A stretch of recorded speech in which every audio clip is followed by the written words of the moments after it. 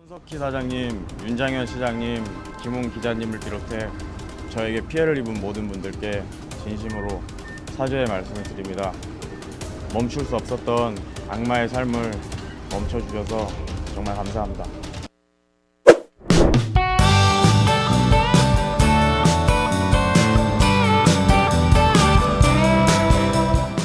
멈출 수 없었던 악마의 삶을 멈추게 해줘서 정말 감사하다. N번방 운영자, 일명 박사 조주빈 씨가 오늘 경찰에서 검찰로 송치되면서 기자회견을 하며 한 말입니다. 피해자들, 여성 피해자들에게는 한마디 이런 방구, 사과 혹은 언급도 없었는데 뜬금없이 JTBC 손석희 대표를 비롯해 여러 명의 유명인을 언급을 했습니다. 도대체 조주빈 씨는 무슨 생각으로 이런 발언을 했는지, 그의 심리 상태는 어떤지, 남은 법적 쟁점은 무엇인지 전문가를 모시고 얘기를 들어보도록 하겠습니다. 형사정책연구원 승재현 박사님 나와 계십니다. 안녕하세요. 안녕하십니까. 예. 전에 저희가 다른 방송에서 한번 뵌 적이 있었어요. 네, 반갑습니다. 예. 아, 오랜만에 뵈니까 정말 반갑네요. 사실 이런 사건이 아니라 좀 국민들에게 기쁨을 줄 수 있는 사건에서 같이 그러니까요. 만났다면 훨씬 예. 더 좋았는데, 지금 같은 입장에서는 이런 N번방 사건에 대한 국민의 공분을 해결하기 위해서 어떻게 이 범죄자를 처벌할 것이냐, 그리고 여기에 가담한 사람을 우리는 어떻게 다루어야 할 것이냐, 지금 우리 김준일 선생님하고 같이 한번 논의를 해보도록 하겠습니다. 사실은 제가 승재현 박사님을 그날 같이 방송하면서 굉장히 인상적이었던 게 정말 재밌으신 분이에요. 그래서 오늘 정말 이런 내용이 아니면은 좀 재밌게 사실은 방송할 수 있는데, 그럼에도 불구하고 뭐 진지할 땐 진지하지만 네, 또 네. 너무 또 하지 않고 좀 가끔 이렇게 분위기 편하게 네네, 하는 그렇게 분이 하도록 있어야 될 것 같아요. 자, 오늘 검찰에 넘겨졌어요. 일단은 신상 공개가 됐습니다. 뭐 언론에서 미리 신상 공개를 사실상 해버리니까 뭐 경찰에서 안 할 이유는 없었다라고 보여지는 거죠. 그러니까 사실 이제 이 신상 공개에 대해서도 저희들이 굉장히 고민을 많이 했습니다. 이게 뭐 특정 방송에서 먼저 이제 나와서 이제 신상 공개에 대해서 나왔는데요. 이게 신상 공개가 된다고 할지라도 그 사람의 얼굴이 텔레비전에 TV에 나와야 되는데, 지금 사실 검찰 쪽에서 만들어 놓은 어떤 수사 준칙상으로는 신상 공개가 된다 할지라도 비공개 소환을 해야 되고, 그다음에 수사의 어떤 준칙상 그 사람에 대한 어떤 수사 방향을 이야기할 수 없게끔 되어 있었기 때문에 과연 신상 공개가 된다 할지라도 실질적인 신상 공개가 될까, 즉 얼굴이 제대로 나올 수 있을까, 단순히 머그샷 아니면 그 주민등록 사진으로 우리는 만족해야 되는 것이 아닌가라고 생각했는데요. 경찰에서는 굉장히 좀 담대하게, 우리는 검찰에 있는 훈련과 경찰의 훈련은 다르다. 경찰에서는 할 수 있다. 우리는 포토라인에 세우겠다라고 이야기를 해서 오늘 8시에 이제 우리는 포토라인에서 이 조 씨에 대한 얼굴을 보게 되었습니다. 그렇군요. 참 이건 뭐 약간 다른 얘기긴 한데, 경찰하고 검찰하고 왜 다른 거죠? 이런 뭐 가이드라인이라고 해야 되나요? 뭐 이런 피의자 뭐 얼굴 공개 이런 것에 대해서도 좀 다르고, 지금 사람들이 그래서 좀 국민들이 약간 헷갈려하는 것 같아요. 아마 경찰청은 행정안전부 소속에 있는 행정기관이고, 검찰청은 이제 사실상 독립된 관청, 법무부의 이제 하청, 이렇게 외청 정도 되지만 독립된 관청에 전혀 다른 기관이다 보니까 이제 바라보는 시점이 조금 달라졌는 것 같아요. 사실 뭐 이게 제가 좀 말씀드리기 좀 부적합할지 모르겠지만 경찰청에서도 사실 포토라인을 없애겠다라고 분명히 말씀했던 적은 있습니다. 예전에 있었던 걸로 저도 기억해요. 아마 지금 사건에 있어서의 어떤 국민들의 공분을 고려한다면, 과연 포토라인에 세우지 않는다면 그 후폭풍이 어마어마했을 것이고, 제가 꼭 말씀드리고 싶은 것은, 저는 피의자의 인권이 중요하다는 사람 중에 분명히 한 사람인데, 그 피의자의 인권도 중요하지만 그 피의자가 저질러 놓은 불법성을 생각해서 과연 그 피의자의 초상권이라는 개인적인 사익이 중요할 것인지, 국민의 알 권리, 재범의 방지, 범죄의 예방을 위한 공익이 중요할 것인지를 비교 이익 경향에서 무조건 안 되는 것이 아니라 어떤 경우는 가능하고 어떤 경우는 불가능하도록, 어떻게 보면 수사는 살아있는 생명체고 세상은 급변할 수 있기 때문에 하나의 일도 양단에 안 된다 된다의 이중의 칼날을 가지고 있는 것이 아니라, 그 사건에 따라서 될 수 있는 경우, 되지 않는 경우를 좀 탄력적으로 만들어준다면, 지금 검찰과 경찰이 오늘 그 검찰에서는 공개 안 했거든요. 검찰로 송치돼가면서 그냥 뒷모습만 보여줬는데, 이런 경우에 있어서 무엇이 더 국민의 알 권리와 범죄 예방을 위한 공익이 중요한지 아니면 그 피해자의 정말 피해자 인권이 중요할 때도 있잖아요. 예, 뭐 예. 사건당 굳이 이런 사건에 피해자의 얼굴을 보이게 한다는 것 이건 좀 너무한 거 아니냐. 이런 어떤 구체적인 타당성을 기할 수 있는 법제도를 만들었으면 좋겠습니다. 알겠습니다. 자, 사건에 따라서 사안에 따라서 유연하게 국민 감정도 고려하고 사안의 중대성도 고려하고 이렇게 해서 신상 공개를 해야 될지 말아야 될지를 결정하는 게 맞다라고 지금 정리를 해주신 것 같아요. 자, 오늘 진짜 이거 굉장히 많은 분들이 지켜봤는데 정말 의외의 인물들이 이제 그 조주빈 씨 입에서 나왔어요. 처음에는 다들 이게 뭔 말이지? 또 의아해 하다가 오늘 오후에 이제 갑자기 하나씩 이제 보도가 나오기 시작하면서 아, 이게 왜 언급을 했는지 알겠구나라고 했는데 일단 3명이 언급됐습니다. 자, JTBC 손석희 사장, 그리고 윤장현 시장, 그리고 김웅 기자. 아, 이 3명이 언급이 됐는데 그거 보시면서 어떤 느낌이셨어요? 사실 뭐 패널의 입장에서 하나의 피의자가 이야기했는 특정인의 3명에 대해서 제가 말씀드린 건 좀 부적절할 것 같고 그건 분명히 예. 밝혀질 수 있습니다. 이게 죄 안 되는 상황을 만약에 이 사람이 그냥 이야기를 했다면 조 씨가 이야기했다면 분명히 그 조 씨의 행동에 대해서는 더 많은 책임이 주어질 것이니까요. 예. 이런 부분에 대해서는 여러 관례를 통해서 수사를 통해서 이제 확인이 될 부분이 있고 지금 뭐 이제 한 언론사에서는 그 분에 대한 해명 자료를 예, 지금 예. 밝히고는 있는데요. 제가 예. 지금 이제 그런 분의 어떤 내용에 대한 팩트 문제가 아니라 왜 이 친구가 처음에 딱 나오자마자 그렇게 대한민국의 흔히 오피니언 리더와 하나의 그 광역시를 이끌어가고 있는 시장의 이름을 왜 일컬었을까? 예. 시장, 언론사 사장, 기자, 대한민국 최고의 엘리트층에 있는 사람들을 왜 이야기했을까? 아마 제 개인적인 생각에는 이 조 씨의 생각은 지금 있는 범죄, 우리가 지금 보는 건 N번방 사건이잖아요. N번방 사건. N번방 예. 그 피해자들, 박사방이라고도 이야기하는 그 피해 미성년자들이 성이 착취되고 그 미성년자들이 인격적으로 도저히 용납될 수 없는 행동을 받았기 때문에 그 미성년자의 내일이 없는 세상으로 국민들은 공분하고 있는데 예. 이 조 씨의 마음에는 그 국민들이 공분하고 있는 이 사건은 머릿속에 없는 거예요. 아, 머릿속에 지금 없다. 나왔을 때 예. 그렇잖아요. 제일 처음에 딱 나왔을 때 얼마나 준비를 했겠습니까? 예. 수십 번 준비를 했을 거고 수백 번 준비를 했었는데 그 첫 번째 말이 대한민국 최고의 리더를 내가 피해를 입혔다. 그 피해를 입힌 사람들에게 나는 사과한다. 라는 이야기는 그 사람들의 사과는 자기의 죄책감의 표현이 나타날 수 있지만 지금 우리가 입에 담기조차도 힘들어할 수 있는 참혹한 사건인 이 박사방의 사건에 대해서는 머릿속에 없는 거예요. 한마디도 언급 안 그렇죠. 했어요. 그 없는 예. 이유는 이 친구는 그 범죄에 대해서는 죄책감이 없는 거예요. 아, 죄책감이 없다. 그럴 예. 수밖에 없죠. 첫 번째 나왔을 때 우리가 이야기할 때 이 예. 범죄에 대해서 잘못을 뉘우치고 있으면 첫 번째 말은 잘못했다는 거예요. 예. 내가 이 피해자들에게 정말 그렇게 행동했다는 점에 대해서 정말 부끄럽게 생각하고 그 피해자들의 그 인격적인 어떤 모멸감에 대해서 내가 죽을 때까지 반성하겠다 이래 나와야 되는데 아니잖아요. 시장, 언론사, 그 다음에 기자 이 사람들에게 사실 금전적인 문제가 될지 뭐가 될지는 모르겠지만 그 피해를 입혔다는 점에 대해서는 사과를 하면서 그 미성년자들의 내일을 치운 행위에 대해서는 단 한마디도 없었다.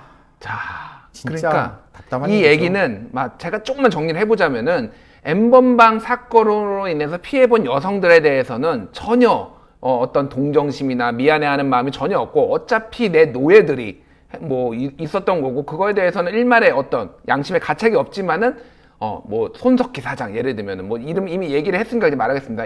이런 사람들 언급한 거는 나는 그 급이야. 손석희랑 노는 급이야. 한마디로 그렇죠. 이런 거를 과시하기 위해서 그렇죠. 지금 자기 얘기를 했다는 과시욕인 거예요. 거죠.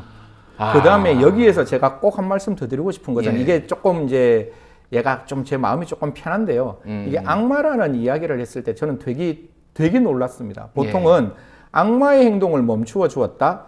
달리 생각하면 조 씨가 악마잖아요. 예. 악마라면 나쁜 쪽에서의 악마는 최고 높은 단계의 나쁜 놈이잖아요. 가장 좋은 쪽에서 가장 좋은 사람은 천사인 거죠. 예. 자기 자신의 그 행동은 이 나쁜 세상에서는 자기는 넘버원이라는 거예요. 넘버원이 나의 악마. 나는 악마인데 이 예. 악마를 내가 멈춰주게 했는 너희들에게 내가 감사하겠다라고 이야기를 하는 거죠. 그러니까 얼마나 자기애가 강한 친구인지를 그 단어 하나에서도 우리는 유추할 수 있다는 거죠. 그렇군요. 그래서 전에 그 모 방송에서 이제 취재한 거를 보면은 1월 달에 텔레그램에서 PD님 제가 악마라고 생각하십니까? 이렇게 물어봤어요. 악마란 말을 본인이 여러 번 꺼냈는데 그게 그런 맥락이 있는 거군요. 그러니까 나쁜 행동의 악마라고 보는 게 아니라 자기는 이렇게 나쁜 나쁜 쪽에 있어서의 넘버원이다. 이 바닥의 넘버원이다. 내가. 그렇게 생각하는 거죠. 그렇군요. 그러니까 지금 오늘 박사님이 정리를 해주시니까 대충 지금 어떤 심정으로 오늘 이거 나왔는지가 지금 정리가 되네요. 자, 지금 뭐 이제 N번방 이슈들이 굉장히 많습니다. 일단 자,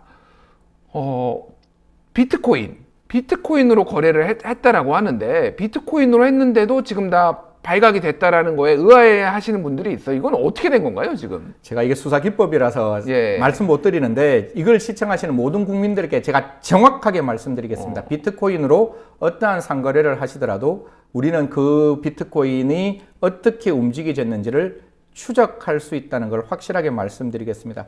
사실 비트코인이라는 자체가 암호화폐이기 때문에 추적이 불가능하다라고 말씀하시는데 그 비트코인이 결국 당사자에서 당사자로 전해지는 것이 아니라 일정 부분에 우리 거래소라는 걸 거쳐서 진행될 수밖에 없기 때문에 그 거래소에서 국가기관과 협의가 되어 있는 부분이 있기 때문에 우리가 지갑이라고 얘기하죠. 그 지갑에 있는 출처를 확인할 수 있기 때문에 비트코인이라고 해서 혹시나 누가 요새는 이제 되게 늘어나더라고요. 지금 텔레그램인데 뭐 얘를 라인도 있고 그 다음에 뭐 여러 가지에 있는 아류인 SNS에서 이런 행태에서 뭐 비트코인으로 주시면 절대로 안전합니다. 걱정하지 마세요. 반드시 당신의 어떤 안전을 보장하겠습니다. 100% 거짓말이라는 말씀드리겠습니다. 그래서 절대로 그런데 가시면 안 되고요.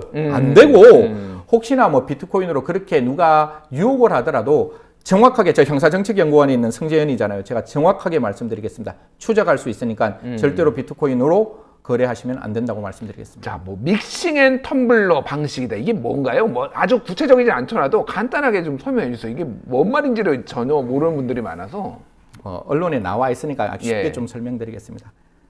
100만 원이란 돈이 저한테 있어요. 100만 원 돈이 있으면 그 100만 원을 만 원짜리로 낚이면 100개로 바뀌죠. 그렇죠. 그러니까 하나의 비트코인은 내가 나눌 수 있을 만큼 나눌 수 있어요. 쪼갤 수가 있죠. 쪼갤 수가 있죠. 0.00001 비트코인도 그렇죠. 줄 수가 있어요. 그래서 하나의 어떤 비트코인을 1000개 정도로 나누는 거예요. 그러면 하나의 비트코인이 1000개로 나누어지면 1000개로 나누어져서 하나의 다른 1000개의 지갑에 들어가게 되는 거예요.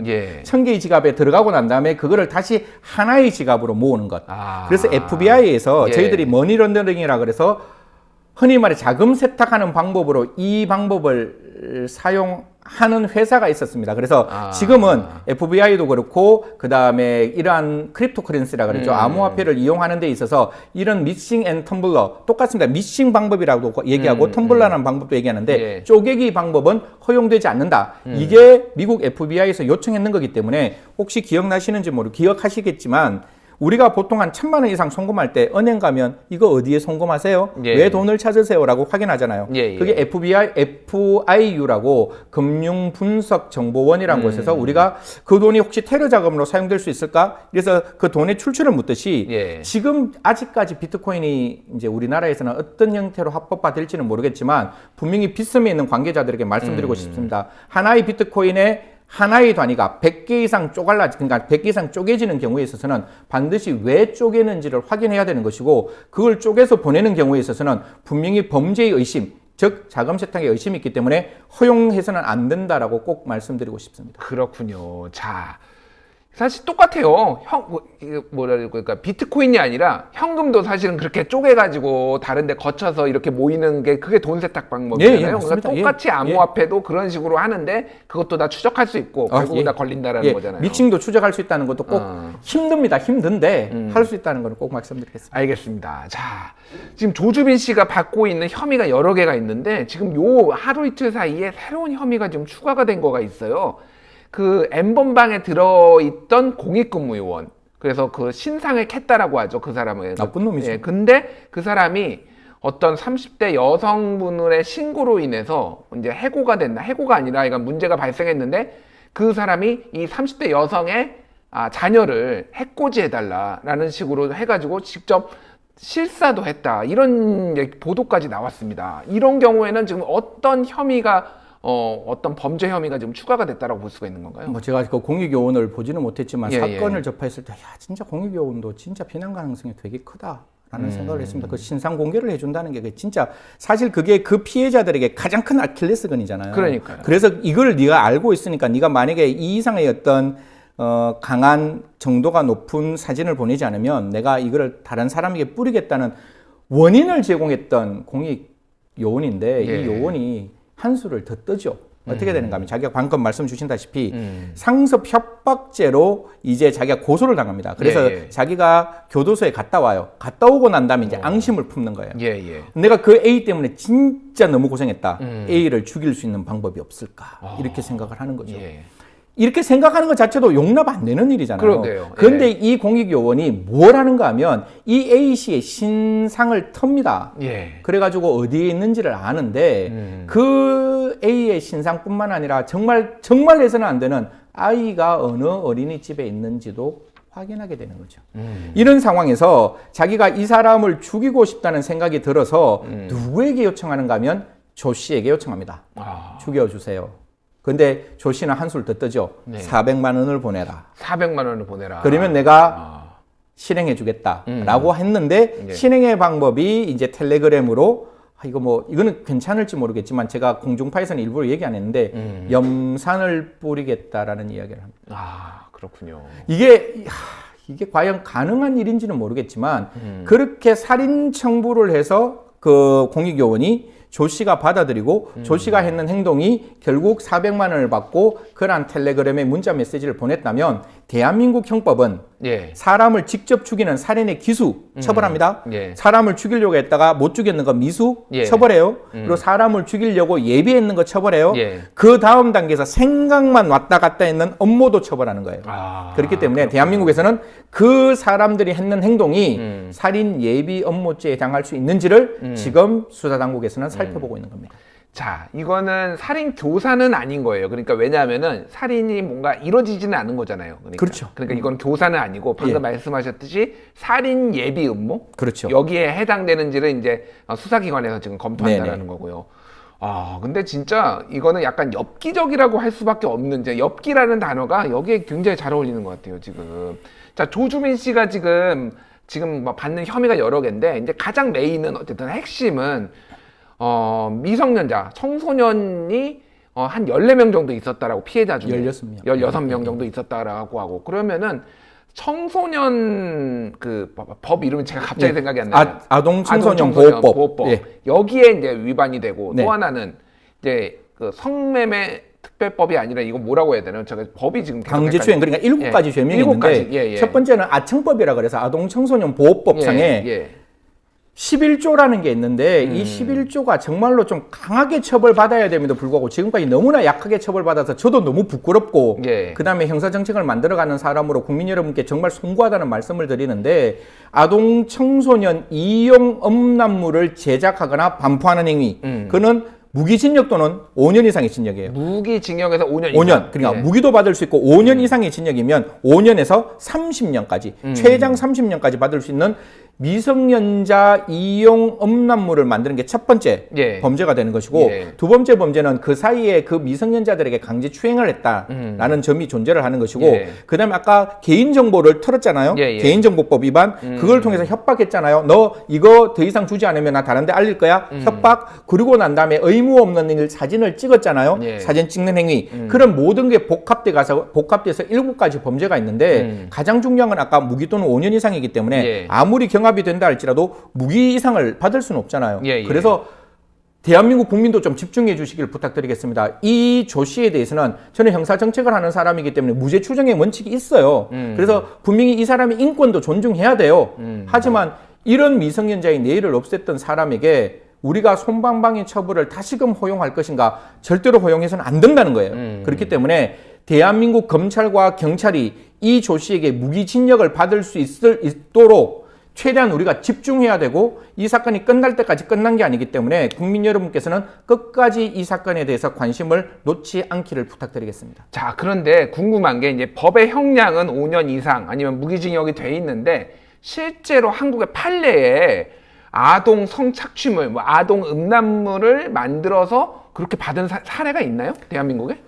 아직 요번에 이제 뭐 우리가 각각 또 이제 발견하게 되고 그다음에 뭐 왓치맨, 켈리, 그다음에 이제 우리 박사 이런 사람들의 어떤 닉네임들이 이제 세상에 오르락 내리락 하는데 예. 우리가 미국같이 그렇게 아동 청소년을 이용해서 직접적으로 음란물을 제작한 경우는 없습니다. 무슨 말인가 하면 예. 그거를 아이들을 시켜가지고 그 아이들에게 성행위를 시키고 성행위를 시켜서 촬영하는 예. 그렇게 악질적인 범죄는 없었어요. 그런데 지금은 이거보다 더 심한 범죄인 성을 착취하는 거잖아요. 예, 예. 뭐 들으셔가 아시겠지만 명령방이라는 것도 있고 그래서 예. 내가 원하는 그 성착취물을 커스터머 메이드 그러니까 소비자가 원하는 방식으로 만들어주는 영어를 써가 죄송한데요. 커스터머마이즈라 그래서 소비자가 원하는 방향대로 성착취물을 만들어주는 이런 악독한 범죄가 예. 지금 처음 만들어졌는 거예요. 예. 종래에 저희들이 솜방망이 처벌이라고 이야기하는 거는 제가 아까 말씀드렸다시피 반성해야 됩니다. 그리고 대한민국에서는 외국에서 성인 포르노물조차도 합법적인 성인 포르노물조차도 우리는 위법이라고 생각하는 나라잖아요. 예, 그러면 예. 성인이든 아동이든 위법한데 성인이 그렇게 위법하다면 아동은 더더욱 위법해야 되는 거 아니에요. 이게 인지상정이고 이게 그렇죠. 논리법칙이잖아요. 예. 미국 같은 경우에서는 성인에 대한 성포르노는 허용되지만 아동에 대한 성착취에 대한 포르노그래피가 만들어지면 상상할 수 없는 형량이 부과됨에도 불구하고 우리나라는 그 음란물을 소지해봤자 1년 이하의 징역 그리고 만들어진 아동 영상물을 영리 목적으로 이용해봤자 10년 이하의 징역. 이게 법정형이에요. 그러면 네. 10년 이하의 징역이면 10년이면 너무 높은 거 아니야. 그게 아니라 10년 이하기 때문에 10년, 5년, 2년, 1년, 1개월이에요. 제일 마지막이. 예. 그러니까 영리 목적으로 청소년, 미성년자 영상물을 배포했다고 할지라도 최고 적게 받으면 1개월. 그렇군요. 그러다 보니까 예.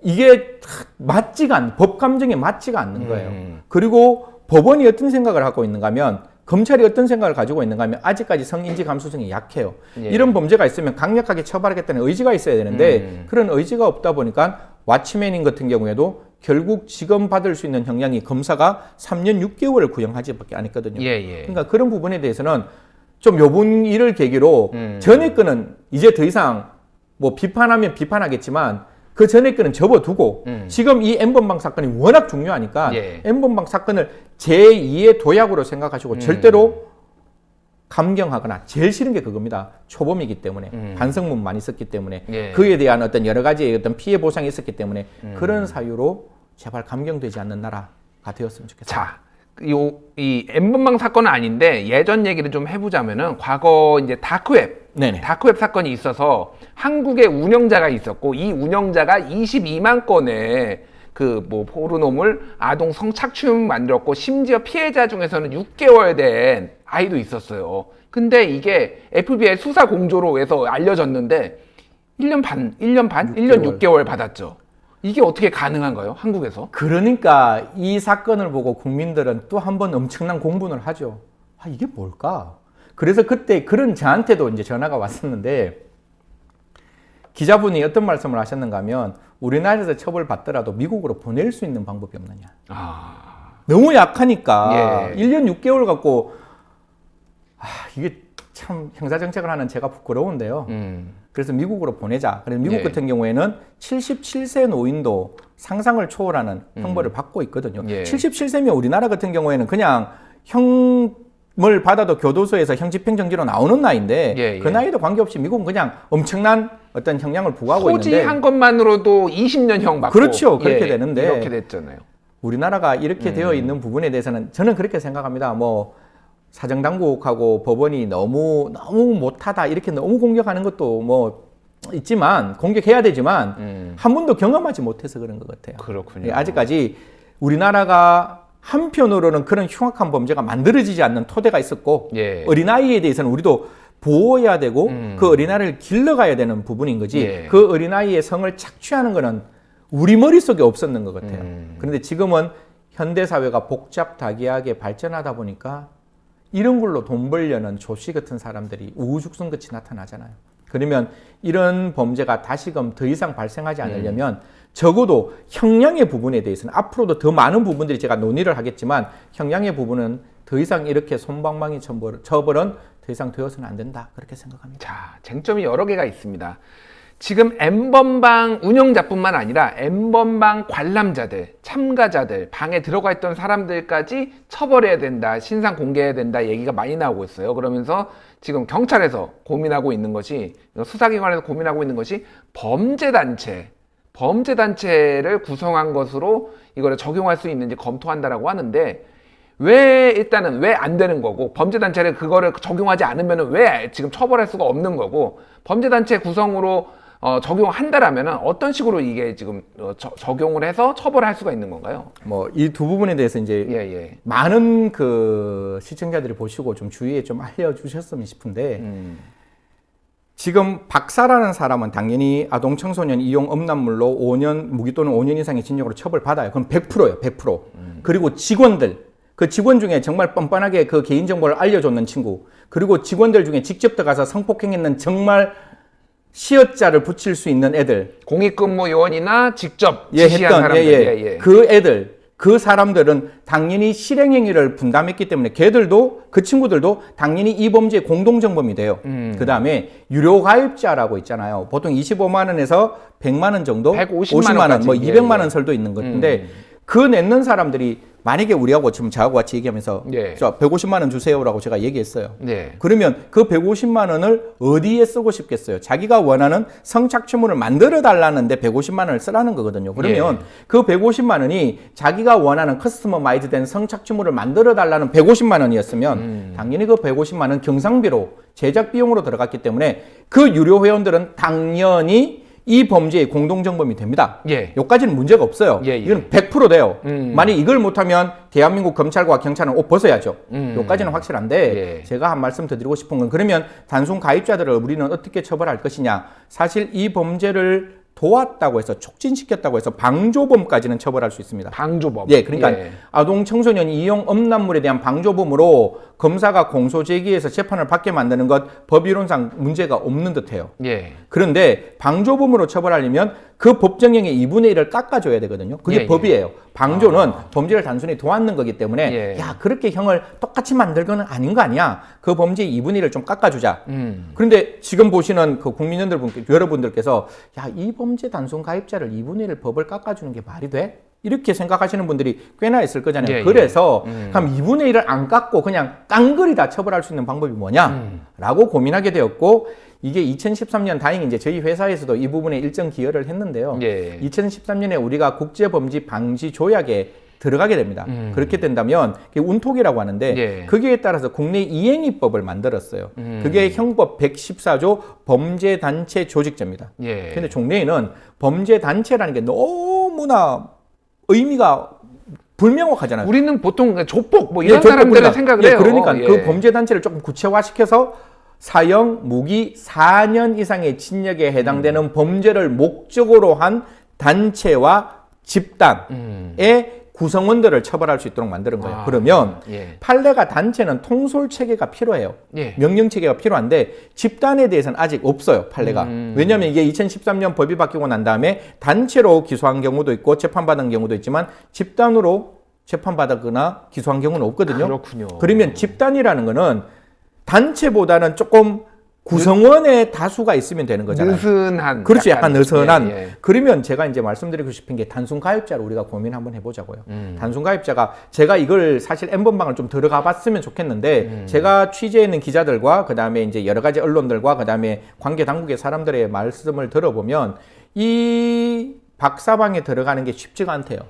들어가기 위해서는 어느 정도의 인정 절차도 필요하고 또 바깥에서 봤을 때 굉장히 적극적인 그 요건들, 뭐 예를 들어 댓글을 100개 남겨야 되고 30일을 뭐 꾸준하게 출석해야 되고 그런 것들 있잖아요. 그런 것들 꾸준하게 다 만들고 또 바깥에서 이거를 홍보하는, 그래서 특정 동영상을 퍼나르기를 해야지만 그 방에 들어갈 수 있도록 만들었다면, 그냥 우리가 들어가서 이게 뭐야? 이러고 나온 게 아니라 적극적으로 들어가는 거잖아요. 그렇죠. 들어가고 그런 동영상을 퍼날랐다면 일정 부분 그 행위를 했는 사람이고, 그렇게 본다면 아동 청소년 이용 음란물 제작을 하는 구성원 중에 한 사람들 아니겠냐. 즉 단순 가입자도 이 구성원이 된다면 아까 제가 말씀드렸는 게 114조가 어떻게 규정되어 있는가 하면 그 목적에서 정한 형으로 처벌한다.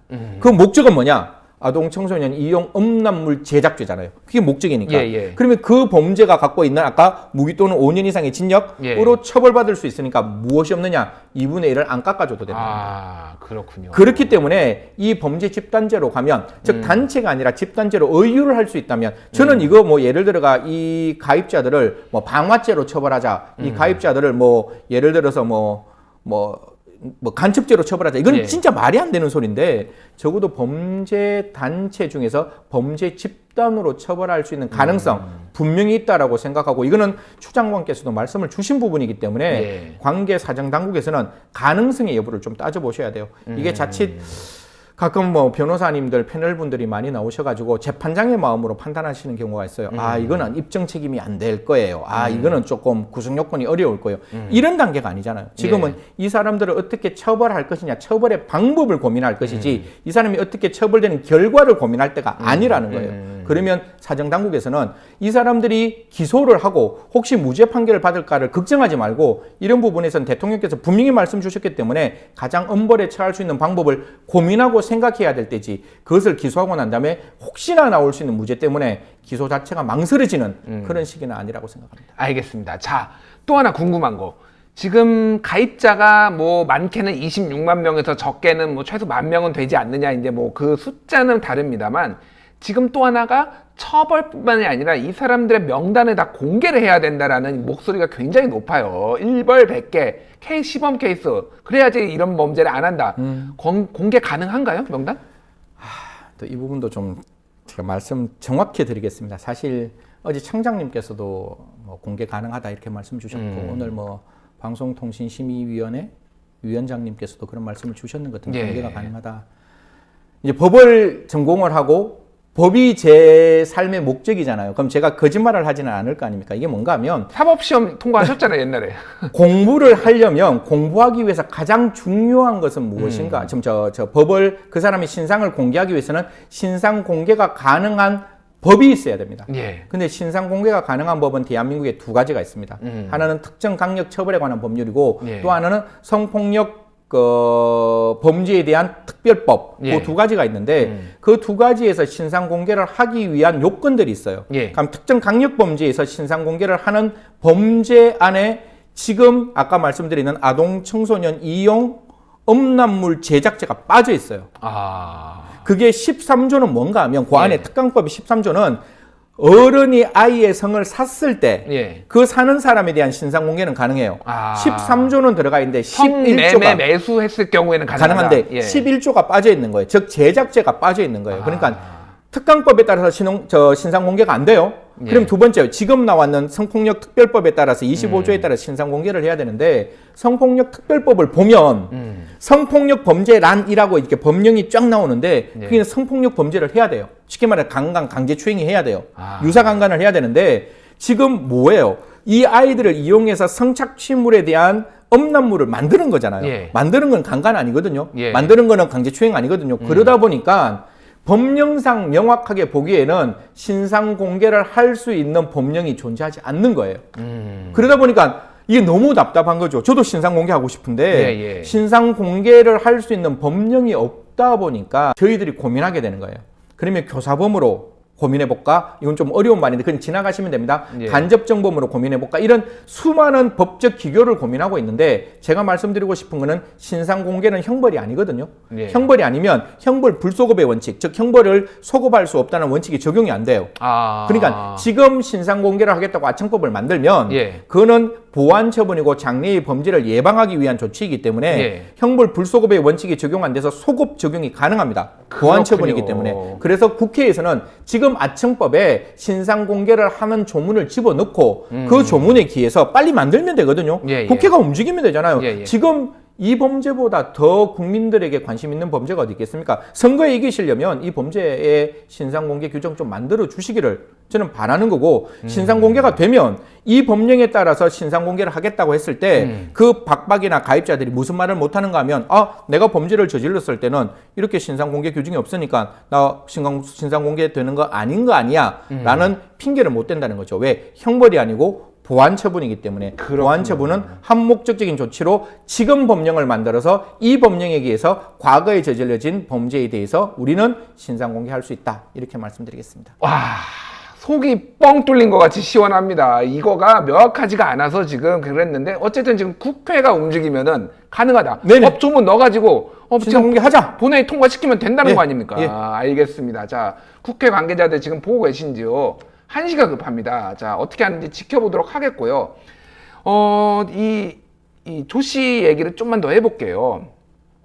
깁스를 하고 나왔어요. 뭐 이거는 뭐 안에서 무슨 일이 있었는지는 우리 박사님은 모르시겠지만은 이건 뭐 어떻게 봐야 되는 건가요? 그리고 이 심리 상태를 좀 아까 전에 우리가 잠깐 얘기를 했는데 그것까지 좀 포괄해서 좀 얘기를 해봐야 될 것 같아요. 깁스를 했는 설이 두 가지 정도 있죠. 예. 경찰에서 목을 숙이지 못하도록 만들어서 깁스를 했다. 예. 이건 아닌 것 같아요. 그건 아니라고 얘기가 나왔어요. 예, 그렇게 예. 되면 검찰의 인권 침해 문제가 발생하기 때문에 분명히 그 구치소에 들어가는 과정 속에서 자해를 했고 뭐 언론 보도 보니까 뭐 볼펜까지 뭐 먹으려고 했다 뭐 이런 말들도 조금 있던데 여하튼 뭐 머리도 이렇게 많이 찍었다 이렇게 돼서 머리에 반창고는 자해했는 행동이고 뭐 절대로 하시면 안 됩니다. 벽 걷는데 뭘 콱 박으면 당연히 아프겠죠. 그래서 그 목을 보호하려고 아마 목 보호대를 했을 거예요. 그런데 제가 아까 말씀드렸다시피 사람은 저희가 지금 이렇게 대화를 할 때 손짓을 하잖아요. 사람은 언어의 몸짓이 있는 거예요. 그리고 눈빛이란 게 있잖아요. 제가 웃는 모습과 이렇게 막 쳐다보는 모습은 분명히 눈빛이 다르거든요. 그러면 이 친구가 반성하는 모습을 보이면 목은 못 숙여도 그 행동과 눈빛에서 반성하는 기회가 분명히 보입니다.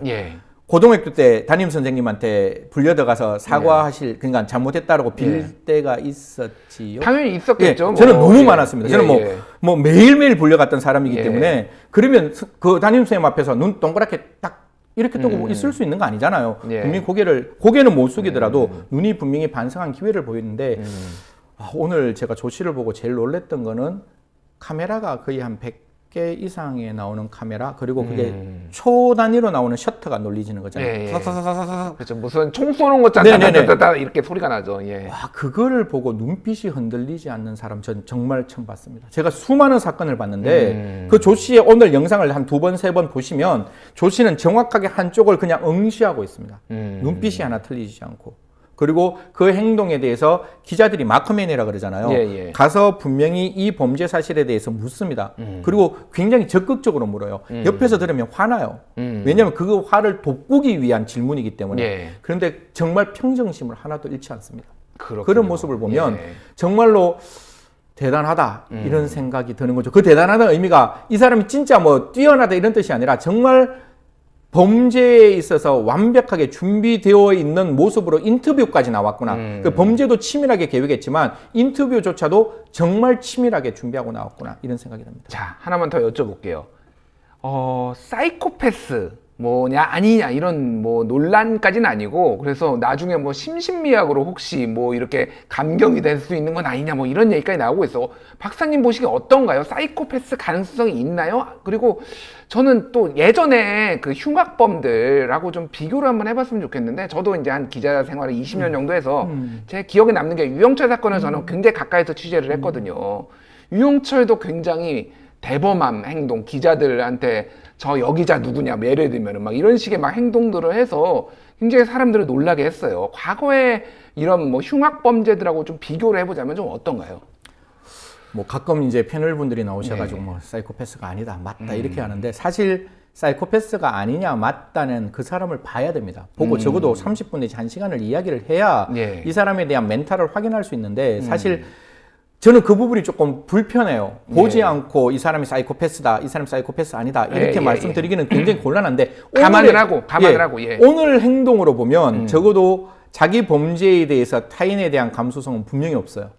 그 범죄에 대해서 그 미성년자들에서 아니면 성년자에 대해서 잘못이 있고 그에 대해서 반성한다면 분명히 일정 부분에 대한 감정의 동요가 있어야 되는데 그런 감정 동요가 없다면 이 사람은 굉장히 냉혈한이다 이렇게 말씀은 드리고 싶습니다. 그 다음에 이제 심신미약 문제가 나오는데요. 혹시 기억나시는지 모르겠지만 제 100분 토론의 김성수 사건 때문에 나와가지고 거의 뭐 매일 그러니까 열풍불만큼 감경해서는 안 된다 이렇게 이야기를 PC방 살인 사건 PC방 말씀하시는 사건. 거죠. 절대로 감경해서는 안 된다. 그래서 예. 우리 형법이 다행히 바뀌었습니다. 초야에 묻혀 있는 박사의 말을 우리 국회가 들어줬는데요. 그때 형법 10조 2항이 옛날에는 심신미약인 경우에는 필요적으로 형을 감경해야 한다라고 나왔습니다. 당위적인 의무조항이었죠. 예, 의무조항. 방조범하고 똑같은 거예요. 범죄를 도우면, 즉 범죄를 실행했는 정범이 아니라 도운 사람이라면 법정형의 2분의 1을 감경한다. 필요적 감경 규정이 심신미약도 있었고 방조범이 있었는데 지금은 심신미약 같은 경우에는 할 수 있다라고 바뀌었기 때문에 지금 제가 봤을 때는 사이코패스, 소시오패스의 문제를 떠나서 이 친구는 지금까지 치밀하게 범죄를 계획했고 지금 순간에도 그들에게 어떻게 행동하라고 지시를 내렸고 오늘 인터뷰조차도 완벽하게 자기의 감정을 컨트롤할 수 있다면 심신미약은 제로로 수렴할 수밖에 없습니다. 만약에 이게 심신미약이 된다면 그거는 정신감정이 잘못됐다라고 감히 말씀드릴 수 있는 것이고요. 그래서 아마 이 친구에 대해서는 오히려 그러한 범죄를 반성하지 않는 행동, 우리가 양형사유라 그러거든요. 범죄를 했을 때 범죄 행동에 대해서도 그 범죄의 어떤 비난 가능성을 판단하지만 범죄 후에 이 사람이 어떠한 행동을 보였느냐, 즉 개정의 정이 있고 피해자들에게 반성하고 그다음 피해 회복을 위해서 최선의 노력을 다했느냐가 양형사유로 들어가는데 모르겠습니다. 분명히 또 검찰에 가서 또 어느 순간에 나는 초범이고 나는 반성문 쓰고 난 정말 잘못했다라고 이야기할지 모르겠지만 지금 순간에 나와 있는 모습으로는 결코 양형사유에 있어조차도 그 감경되는 양형사유는 보이지 않는다. 그런 의미에서 사정당국은 다시 한번 말씀드립니다. 법정 최고형인 무기징역형을 받을 수 있도록 최선의 노력을 다해 주시길 부탁드리겠습니다. 알겠습니다. 오늘 뭐 시원시원하네요. 일단은 워낙 전문가이시고 이쪽 분야의 전문가이시기도 하고 말씀도 시원시원해 해주는데 자, 수사기관 이제 앞으로 좀 쟁점들을 봐야 될 것 같아요. 수사기관이 좀 어떤 거에 집중하면 좋겠다 이런 거 좀 말씀 좀 해주시죠. 첫 번째 이제 수사기관에 대해서는 지금은 우리가 박사라는 우리 조 씨에 대해서 관심이 모여져 있고 이 조 씨를 어떻게 처벌할 것이냐에 대한 관심인데 형사법 학자의 마음으로는 피해자들에 대한 관심이 필요할 때입니다. 그 74명의 피해자들이 성년이건 미성년이건 진짜 참 말하기 어려울 만큼 힘들었을 거예요. 내가 왜 그 행동을 했을까? 왜 프로필을 보냈을까? 내가 왜 이 다음 행동을 했을까? 자기 행동에 대해서 끊임없이 후회하고 자책하고 있을 건데 정확하게 FBI에서 지금 이제 우리가 코로나 때문에 이제 학교 개학이 안 되기 때문에 이제 워닝을 날리고 있는데요. 이 미성년자와 이 성인 분들은 절대로 범죄자가 아닙니다. 이분들은 피해자입니다. 그렇기 때문에 국가에서는 이 피해자들에게 즉 어떻게 이들의 심리 치료를 할 것인지 이들에게 법률 지원을 어떻게 할 것인지 그리고 지금 나와 있는 N번방에 무수한 아류가 나와서 이걸 사겠다라고 오늘도 난리치고 있는 이 상황에서 이들에 대한 피해 영상이 하루속히 그 무수한 인터넷 세상에서 없어질 수 있도록 그 부분을 최선을 다해서 그 피해자를 보호할 수 있는 방안을 수사당국에서는 또 만들어 주셨으면 하는 마음입니다. 오늘 여러 가지 TF팀이 만들어졌는데요. 피해자의 말은 분명히 있습니다. 하지만 가해자의 처벌뿐만 아니라 이 피해자가 더 이상 대한민국에서 살아가는 데 있어서 불편함이 없도록 이들에 대한 지원을 전폭적으로 해주시길 부탁드리겠습니다. 네, 알겠습니다. 자, 일단 마음이 먹먹합니다. 마음이 먹먹하고 피해자 말씀을 또 생각을 하시니까 마음이 먹먹하고요. 마지막으로 형사정책연구원이 어떤 데인지를 모르시는 분들이 있으니까 한번 설명을 간단하게 해주시죠. 인터넷에 들어와서 한국형사정책연구원을 치시면 대한민국 유일한 국책연구기관입니다.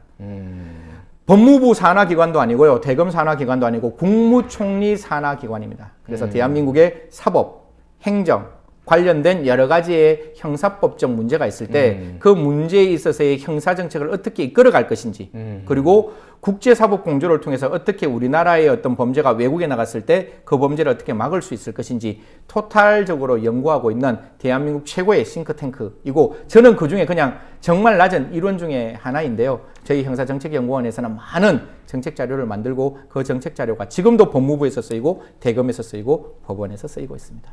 알겠습니다. 제가 사실은 저는 기자 생활을 오래 하고 이 사회부 쪽에도 오래 있어가지고 형사정책연구원에 들어가서 자료들을 굉장히 유용하게 봤어요. 사실 잘 모르는 사람들 모르는 거나 이렇게 사각지대 같은 것에 대해서도 굉장히 많이 연구를 하고 계시더라고요. 그래서 고맙습니다. 예, 항상 저희가 응원을 하고 있고요. 사법시험 매년도에 통과하셨나요? 뭐 그런 이야기는 여기서 굳이 궁금해서. 예. 워낙 법을 잘 아셔서 저희가 자주 모셔야 될 것 같아요. 자주 알겠습니다. 나와주실 거죠? 고맙습니다. 예, 뭐 알겠습니다. 여건이 허용되는 네. 한 열심히 나와서 또 대한민국의 어떤 시민들의 안전, 그다음 시민들의 행복 그거를 지켜나가는 데 있어서 조금이나 도움이 된다면 최선을 다해서 말씀드리도록 하겠습니다. 알겠습니다. 잘 들었습니다. 지금까지 형사정책연구원 연구위원 승재현 박사님이셨습니다. 감사합니다.